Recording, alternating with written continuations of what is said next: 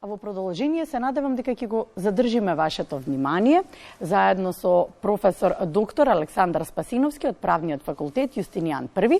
Станува збор за едно истражување кое што го правеше професорот, всушност анализа насловена Ставови и перцепции за војната во Украина, во кој што го анализира мислењето, јавното мислење. Сега што во проценти значи тоа во продолжение со професорот. Професора, добро утро.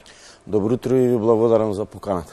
Навистина едно интересно истражување во кое што можеби еве колку 8-9 месеци е актуелна војната Украина. Да, од крајот на февруари до практично до крајот на годината. Нема изгледи дека нема изгледи дека ќе се заврши. Тоа представува веројатно после пандемијата главниот настан, главната политичка, безбедносна, лична, економска преокупација на владите, на државите, на граѓаните на тлото на Европа, но не е погрешно да го кажеме и во целиот свет, бидејќи сепак станува збор за еден тежок воен судир, за еден тежок воен конфликт, резултат на руската воена агресија врз Украина, кој што по својот обем, по своите карактеристики, конечно по бројот на жртвите и по бројот на раселените луѓе, представува најголемиот судир по завршувањето на Втората светска војна.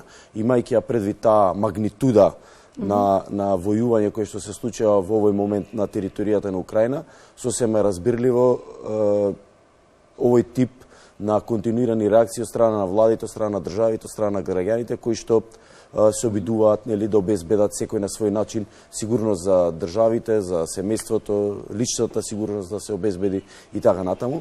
Република Македонија не е исклучок од сето тоа, напротив, ние како држава на европскиот континент, иако не сме непосреден сосед на Украина, сепак сме многу блиску, држава членка на НАТО, бидејќи и елементот на НАТО е силно изразен во рамките на овој судир во таа смисла, сосема со право е загрижен и ги трпи последиците во секоја смисла од овие настани кои што траат повеќе од 9 месеци. Професоре, со оглед на тоа, велам, помина време, многу се зборуваше на почетокот како јавноста да стивна, се навикна на случувањата, информира, се разбира, но се навикна дека оваа војна ќе трае. Што ве поттикна сега да го направите истражувањето или чекавте да видите како ќе се одвиваат настаните за да можете веќе да формулирате едно општо мнение за состојбата? Да, во право сте во однос на оваа констатација. Во природата на луѓето е независно дали станува збор за позитивни или за негативни настани, после известно време да се конформираат со ситуацијата, се прилагодат и да се обидат да функционира нивниот живот во рамките на така уредената реалност, во случајов на така уредената негативна реалност. Во однос на Република Македонија тука се два важни негативни аспекти. Првиот е личното чувство на граѓаните во однос на нивната лична безбедност, која што, како што ќе видиме понатаму, се манифестира дека е крајно влошена. И второ се разбира економските последици кои што ги трпи државата како резултат на токму на овој воен судир, кои што се манифестираат преку недостаток на ресурси, преку зголемени цени на електричната енергија, на горивата и сето тоа вкупно земено преку зголемена инфлација која што негативно се одразува на животниот стандард. Во однос на времето кога ја направивме анкетата, важно е да ги имаме во предвид некои претходни информации. Ние во континуитет, во соработка со германската фондација Конрад Аденауер, се занимаваме со објавување на повремени анализи кои вклучуваат истражување на јавното мислење. Ова е всушност трета анализа, трето истражување на јавно мислење, кое што го правиме изминатиот период. Минатата година започнавме со едно големо истражување на јавно мислење, кое што се однесуваше на 3 децении од воспоставувањето на независноста на државата. Во тоа истражување ги анализиравме актерите, клучните области и ефектите кои што прогласувањето на независноста ги има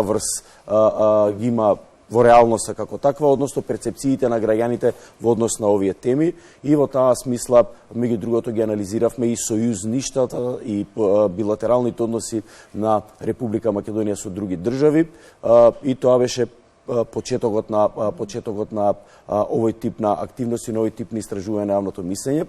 Понатаму, во текот на оваа година започнавме, откако започна војната во Украина, откако започна руската воена агресија во Украина, а во светло на еден друг важен јубилеј, а тоа се трите децении од воспоставувањето на надворешната и на одбранбената политика на државата.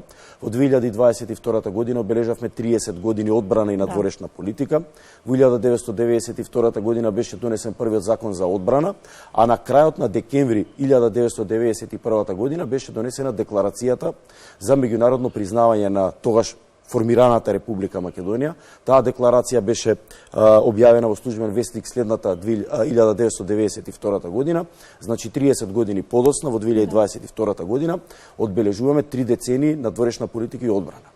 И правејќи таа анализа, меѓу другото, главното политичко, воено, одбранбено, надворешно политичко прашање беше војната во Украина.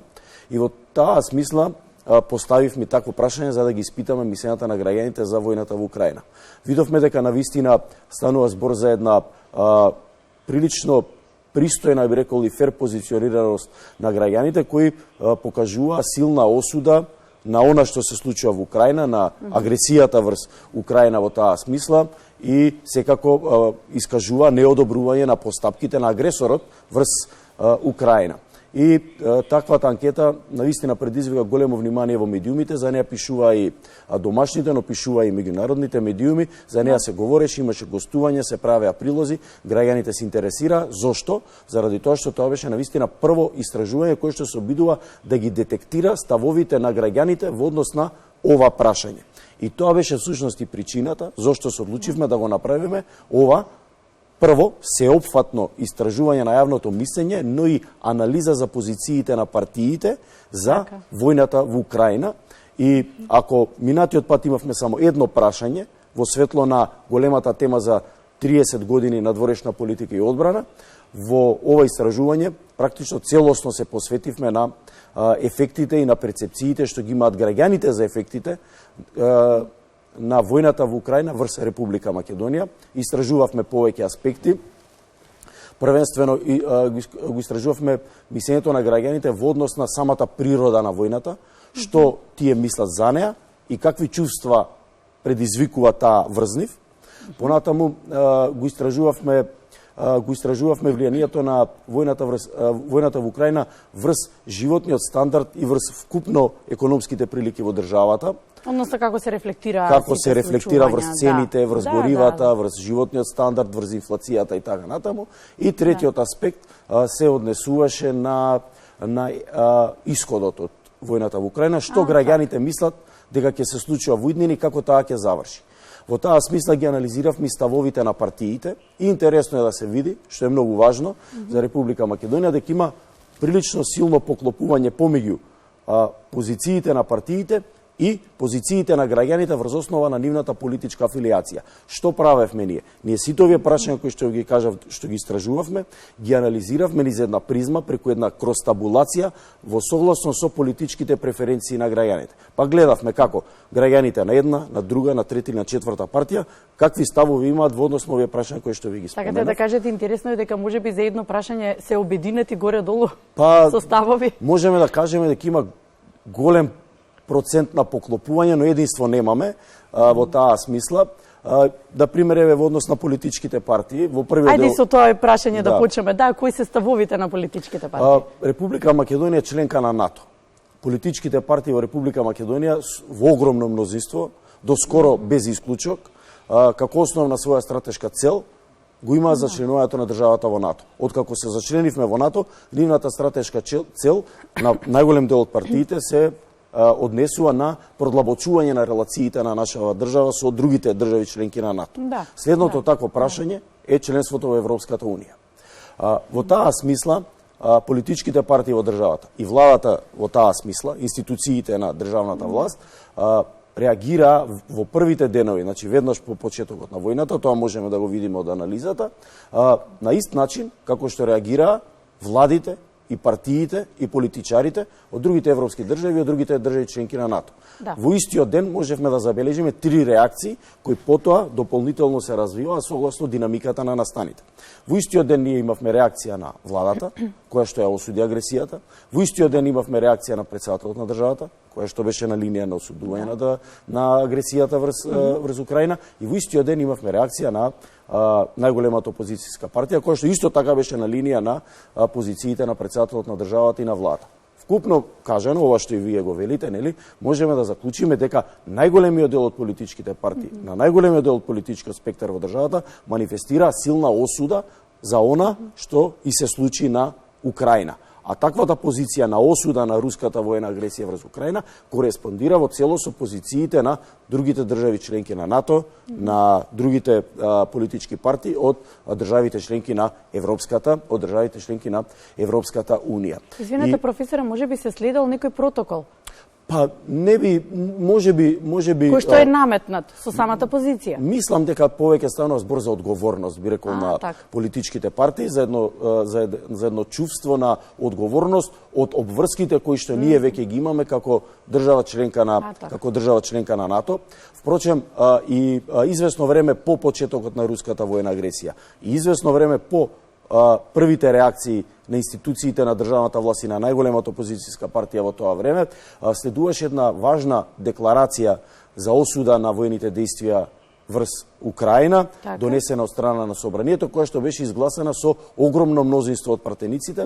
Само две политички партии или пратеници од две политички партии помали не гласаа за, и тоа всушност ја прави она е причината зашто велиме дека немаме апсолутен консензус, туку имаме огромно мнозинство со исклучок на пратениците од политичката партија во случајот Левица кои не гласаа за ова декларација. И тоа можеме да го приметиме и во анкетата. Нели велиме ги истражуваме партиите и институциите на државната власт, врз основа на нивните јавно изречени ставови, можеме да заклучиме дека тие се на позиција на она што велиме дека представува официјална позиција на Европската Унија, официјална позиција на НАТО. Во однос на граѓаните, истото можеме да го забележиме. Например, доколку го анализираме првото прашање од анкетата, а тоа беше дали имате разбирање за мотивите на Русија да отпочне воени действија во Украина. Огромно мнозинство, значи апсолутно мнозинство од граѓаните, во конкретна смисла да станува збор за 55,2% од сите испитаници, одговориле дека немаат разбирање. Сега доколку овие причините. Да, зошто Русија интервенира во Украина. Сега, значи можеме да заклучиме дека најголем дел од граѓаните, апсолутно мнозинство, немаат разбирање. Доколку ги вкрстиме овие одговори со политичката афилиација на граѓаните, бидејќи ние претходно ги прашавме за кого тие би гласале, кога утре би имало избори. И во таа смисла можеме одговорите на тие прашања да ги споредиме со нивната политичка афилиација и можеме да видиме дека најголем дел од испитаниците, на најголем дел од политичките партии не покажуваат разбирање, односно се дел од ова мнозинство, дел од овој процент од 55,2%, и тука влегуваат сите партии, почнувајќи од СДСМ и ВМРО ДПМН, преку ДУИ, преку Алијанса на албанците, преку партијата БЕСА и така натаму. Единствена група на испитаници кои што покажуваат разбирање за мотивите на Русија да интервенира во Украина воено се оние испитаници кои што одговориле дека на изборите би гласале за партијата Левица. Значи, тоа се симпатизирите на Левица. Можем истото и да го забележам и во бројките од вашата анализа. Дали изминат... Значи имаме две групи. На едната страна се наоѓаат симпатизерите на Левица, а во другата група се наоѓаат симпатизерите на сите останати релевантни политички партии во државата, кои се на оваа линија на која што се и политичките партии, институциите на државната власт.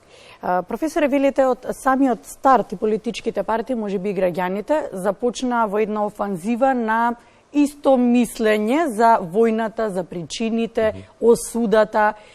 Поминаа 9 месеци. Кои се вашите анализи? Дали можеби се смени со оглед случувањата, се смени мислењето и на политичките партии, ставовите, но и на граѓаните, на јавното мислење?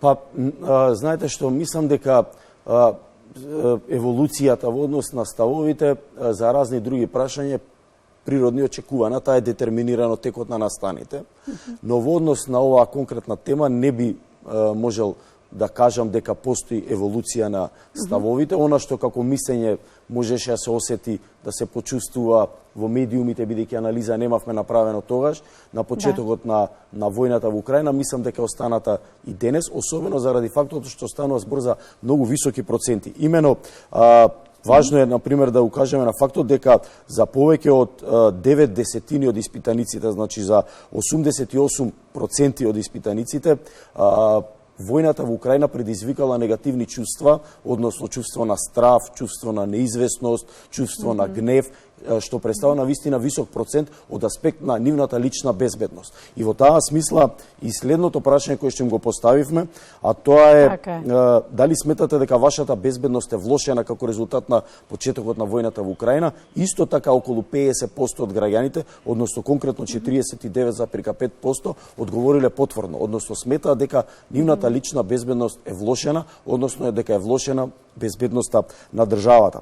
Така што тука е интересно тоа да го искоментираме, затоа што сме сведоци од самиот старт и се уште на сведоштва, на слики, на видео, од ужасот што се случува таму. Украина е далеку, но негативните информации со брзина на светлината доаѓаат до нас.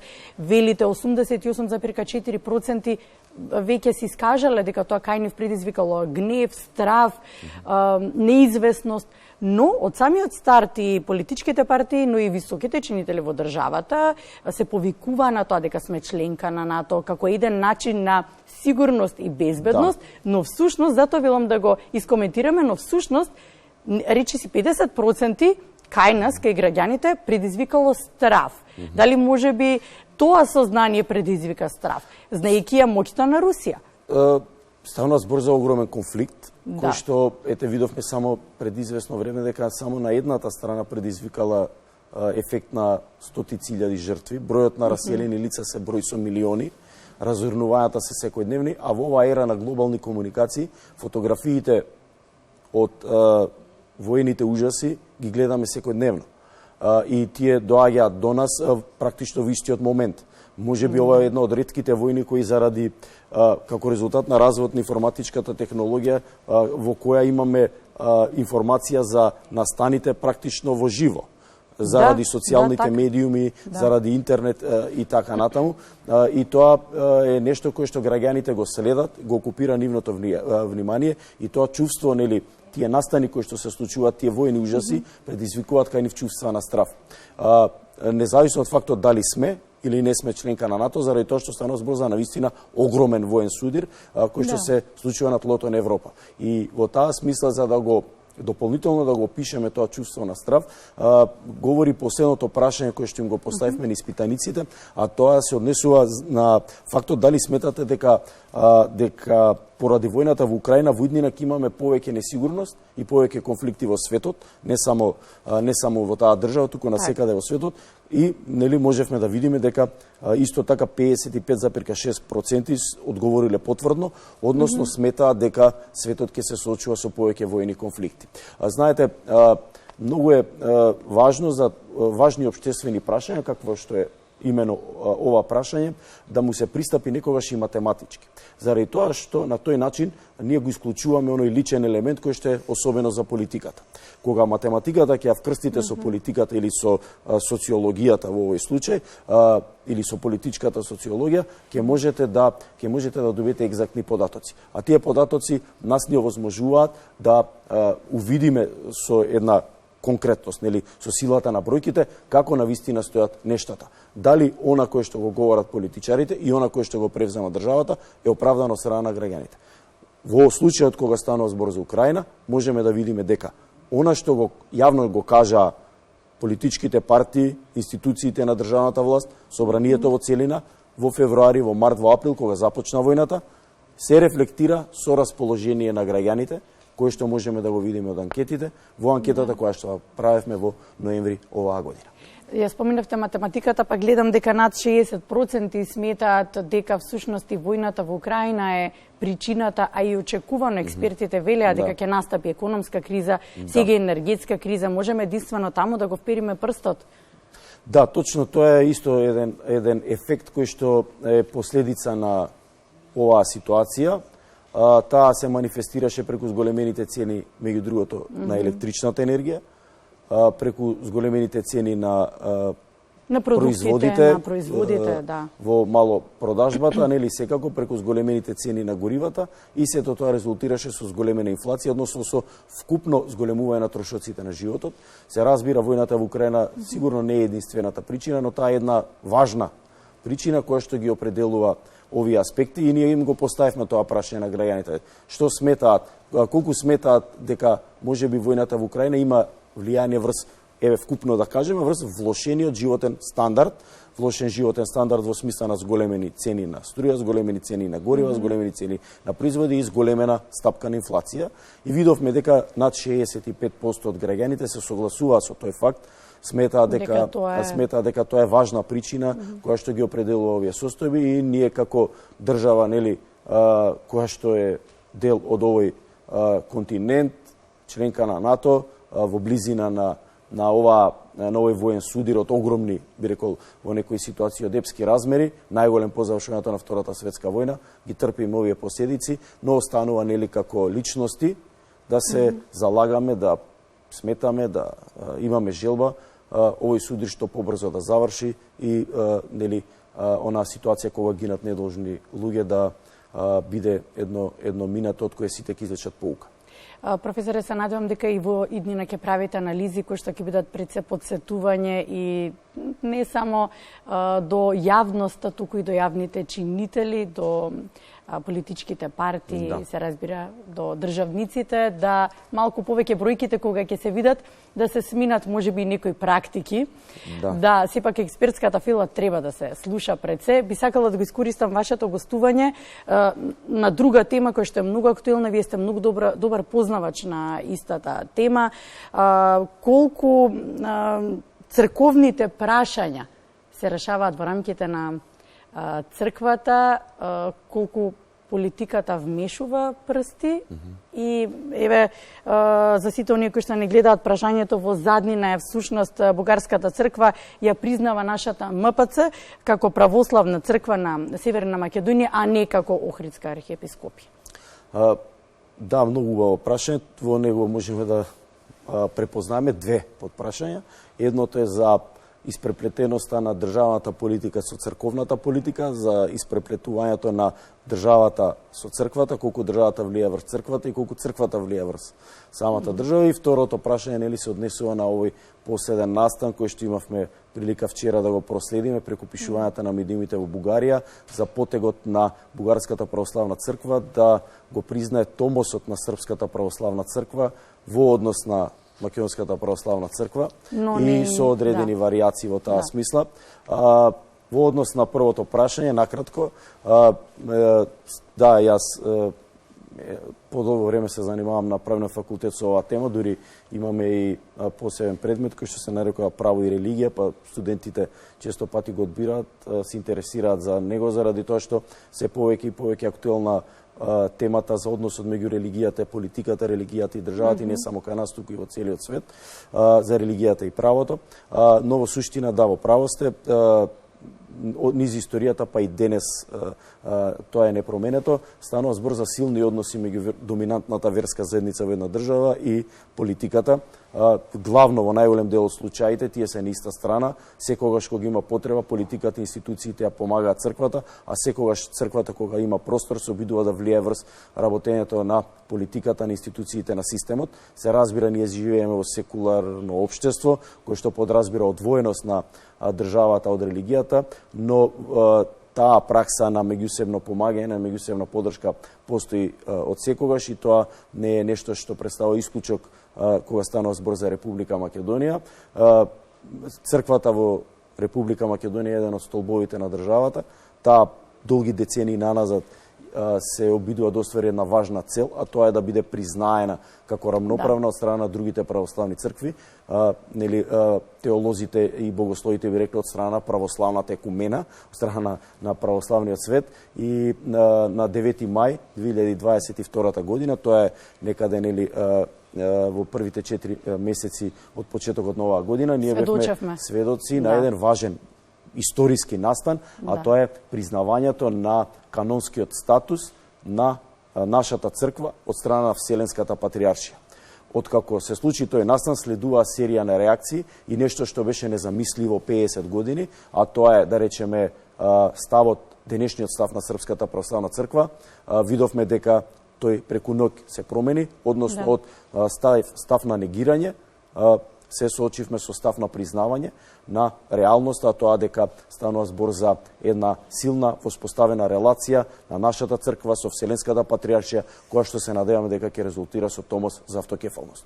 Она кое што го прави Бугарската православна црква представува реакција на потегот на Вселенската патриаршија. Вкупно земено, за нашите гледачи, важно е да го разбереме следното. Дека нашата примарна патека, нашата примарна адреса е Вселенската патриаршија и финиширање на оној процес кој што започна на 9 мај, кога беше признен канонскиот статус, легалноста во таа смисла на Македонската православна црква. Овој процес треба да заврши со доделување на томос од страна на Вселенската патриаршија, бидејќи оваа патриаршија, како прво престолна, како најважна, доделува томоси на сите новоформирани цркви. Значи, Вселенската патриаршија го дала томосот за автокефалност на Руската црква, на Српската црква, на Бугарската црква и ќе го даде томосот на автокефалност на нашата црква, односно на Охридската архиепископија. Она кое што го прави Српската црква, Руската црква и Бугарската црква представува реакција и обид да се учествува во онаа, би рекол, глобална православна геополитика, а таа се сведува на едни долгогодишни обиди на Руската црква за доминација во православниот свет спротивно на правилата, односно да го намали, да го доведе во прашање авторитетот на Вселенската патриаршија. Па во таа смисла и овој потек на Бугарската црква, кој што има мали елементи на национално понижување, треба да се гледа во тоа светло. Тоа се настани кои што се случуваат заради потегот, заради важниот историски потек на признавање на нашата црква од страна на Вселенската патриаршија. Колку посилна црква, толку постабилна држава. Во оној момент кога ќе го добиеме томосот за автокефалност од страна на Вселенската патриаршија, на нашата црква, сите овие, би рекол, извици во празно, нели, ќе престанат заради тоа што едно големо, важно историско прашање ќе биде надминато и тоа ќе биде многу добро за стабилноста на земјата и вкупно за приликите во државата. Ви благодарам, професоре. Ви благодарам за поканата.